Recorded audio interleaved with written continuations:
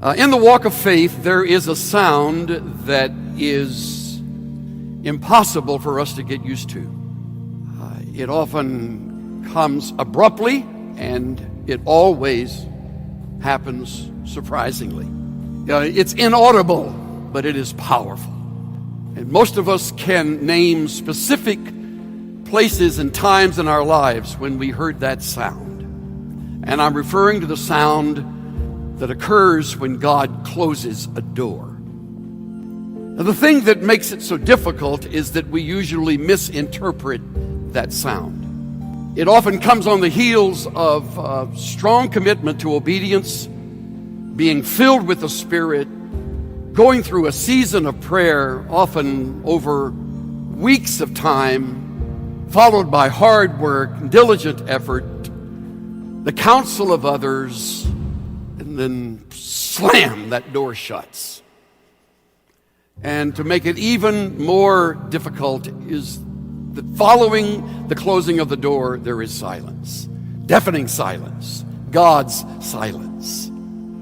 Where are you, God?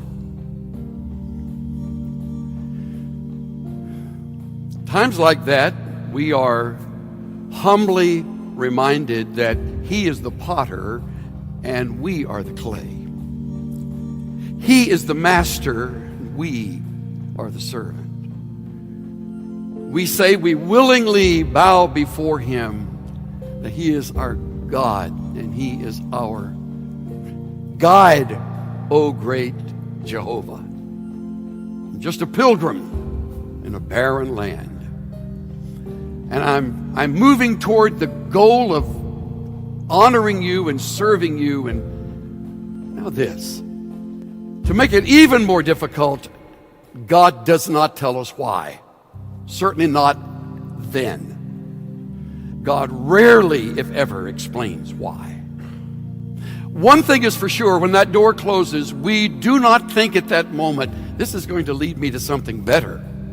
The Scottish essayist Thomas Carlyle, 19th century writer, essayist, historian, put it this way: when the oak tree is felled, the whole forest echoes with it, but 100 acorns are planted silently by some unnoticed breeze. When the door slams on our face, we don't think that poetically. All we can hear is the falling of our oak and the thud as it hits the forest, destroying our dream, our hope, our anticipation. We don't think at that moment that there are some acorns being whisked away and blown to a place that will grow and bear fruit for God's glory through an open door. At a time like this, when the door closes, and some of you have had one close recently, that's when great theology needs to kick in and true great truths come to our rescue. The first truth is that God is sovereign.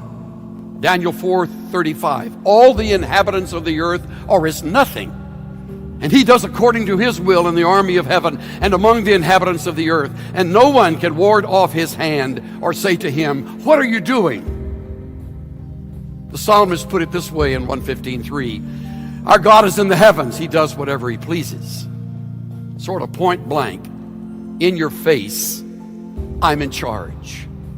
The other great truth is that God's plan is profound and often to us very strange.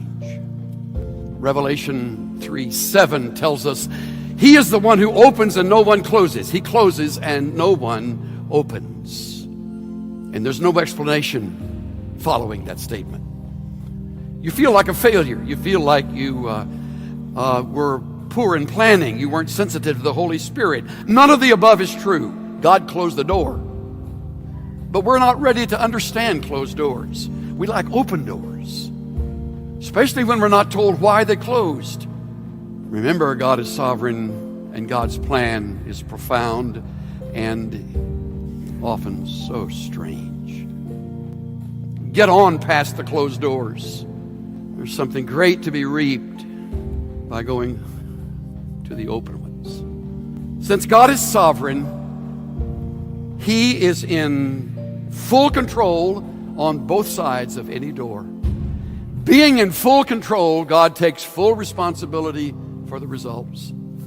The closing of a good opportunity occurs in order to lead us to an even better one. Not until you walk through the open door and look back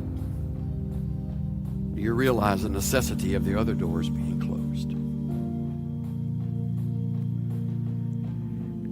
I have no idea what closed doors you are living with.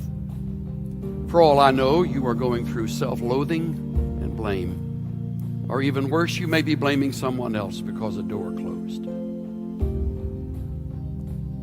Because I don't know which one to speak to directly, I speak to all of you and say,